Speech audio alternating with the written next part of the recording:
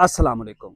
एक सवाल किया जाता है कि नीम के पत्ते जो हैं ये पस सेल के लिए बड़े ऑथेंटिक कंसीडर किए जाते हैं।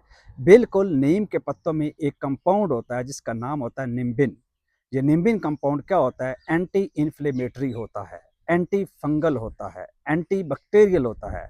एंटी इन्फ्लेमेटरी का मतलब है ये सोज़श को कम करता है, ये जलन को कम करता है। एंटी बैक्टीरियल मतलब ये बैक्टीरिया को मारता है।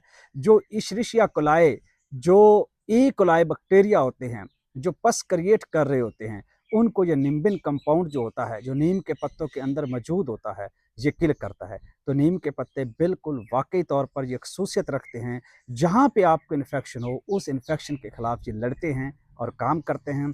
तरीका इस्तेमाल इसका मुख्तलिफ है, कहवे की सूरत में हो सकता है, सफ़ूफ़ की सूरत में हो सकता है, कैप्सूलों में भर के इस्तेमाल कर सकते हैं। जैसे आपको कोई डॉक्टर हकीम मुस्तनद जो है वो आपको रिकमेंड करे, आपको वैसे ही यूज़ करना चाहिए। ज़्यादा मकदार में यूज़ करना ये नुकसानदेह भी होता है। अगली वीडियो में ज़रूर शेयर करता हूँ।